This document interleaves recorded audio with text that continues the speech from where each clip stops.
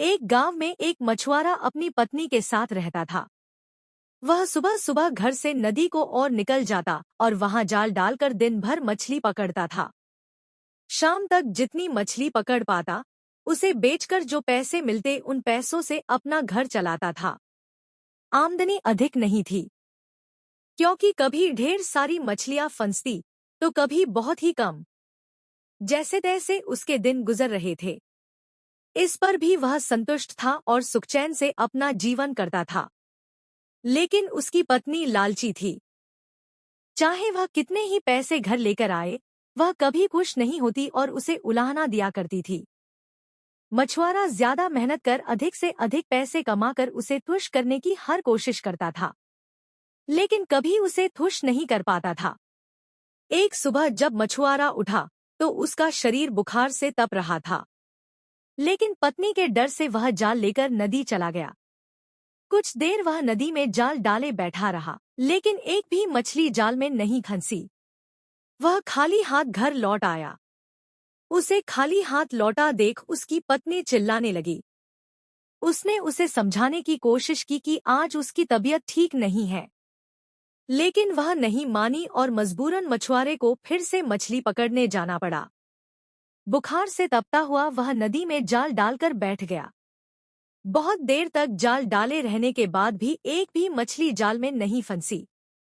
वह निराश होकर लौटने का मन बनाने लगा कि तभी उसे जाल कुछ भारी सा प्रतीत हुआ। वह खुश हो गया कि शायद कोई बड़ी मछली फंस गई है। उसने जल्दी जल्दी जाल खींचा। जाल में एक सुनहरी मछली फंसी हुई थी। मछुआरे ने इतनी सुंदर मछली पहली बार देखी थी। वह उसे हाथ में लेकर निहारने लगा। तभी वह मछली बोल पड़ी, मछुआरे भाई, मैं इस नदी की रानी हूँ। मुझ पर दया करो। मुझे छोड़ दो। तुम मुझे छोड़ दोगे तो मैं तुम्हारी हर इच्छा पूरी करूंगी। मछुआरे को मछली पर दया आ गई। उसने वापस नदी के पानी में छोड़ दिया और घर वापस आ गया। घर में पत्नी ने उसे फिर खाली हाथ लौटा देख उत्पात मचा दिया। मछुआरे ने उसे किसी तरह शांत कर सुनहरी जादुई मछली की बात बताई। सारी बात जानकर उसकी पत्नी भड़क गई कि जब जादुई मछली हर इच्छा पूरी करने तैयार थी तो तुमने कुछ मांगा क्यों नहीं।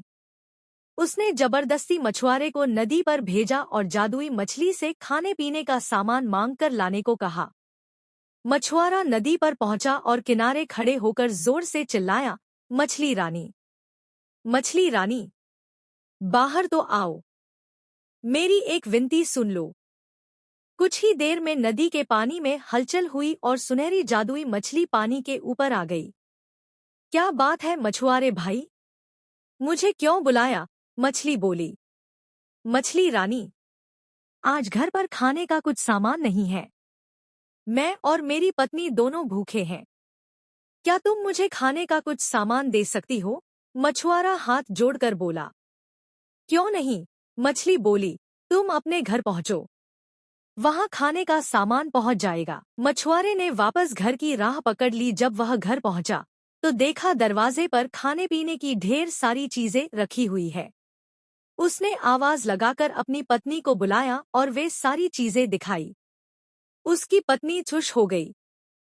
सारी चीजें घर के अंदर रखने के बाद मछुआरा बैठा ही था कि पत्नी बोली, तुम भी क्या बस खाने पीने की चीजें ही मांग कर लाए? सुंदर वस्त्र और कीमती आभूषण भी तो मांगने चाहिए थे।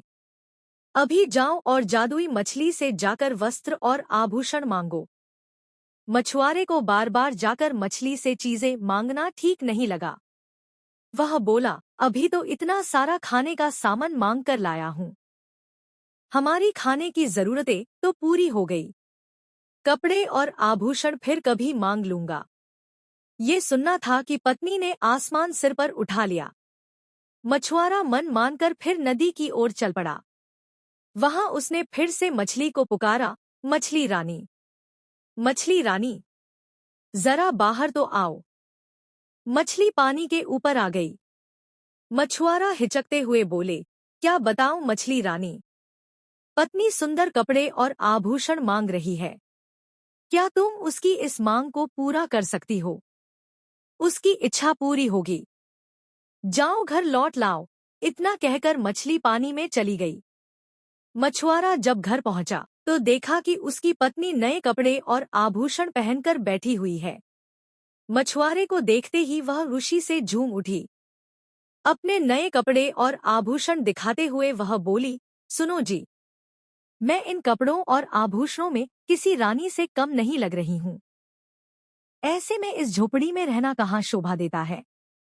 तुम ऐसा करना कि कल सुबह जादुई मछली से एक महल मांग लेना। मछुआरा क्या कहता, कला के डर से वह चुप रहा। अगली सुबह पत्नी ने उसे उठाया और जादुई मछली के पास भेज दिया।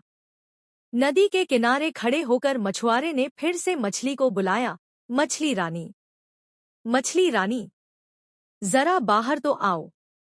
जादुई मछली पानी के ऊपर आई तो मछुआरा बोला, मछली रानी, मेरी पत्नी ने पूरा जीवन गरीबी में व्यतीत किया है। वर्षों से झोपड़ी में रहते रहते उसने बहुत दुख झेले हैं।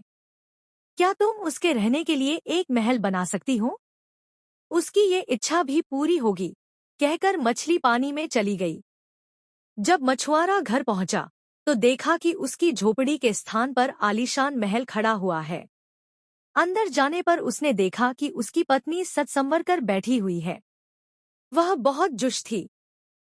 जब मछुआरा उसके पास गया तो बोली, महल तो रानी जैसा मिल गया है, लेकिन बिना सेवक सेविकाओं और सुख सुविधा के सारे सामान के रानी होने का क्या लाभ।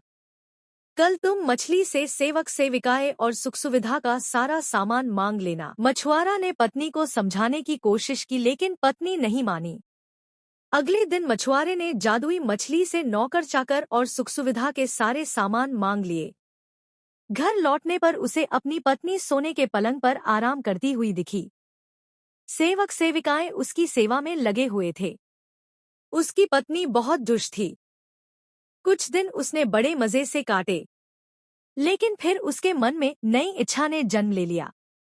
एक दिन वह मछुआरे से कहने लगी, मैं इस महल रानी तो बन गई, लेकिन अब मैं इस पूरी पृथ्वी की रानी बनना चाहती हूँ।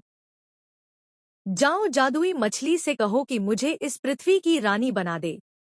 मछुआरा अपनी पत्नी की रोज रोज की इच्छाओं से तंग आ चुका था और इस बार तो अति हो चुकी थी। उसने मछली के पास जाने से मना कर दिया। इस पर उसकी पत्नी लड़ने झगड़ने लगी। इस पर भी जब मछुआरा तैयार नहीं हुआ तो उसने उसे महल से निकाल दिया।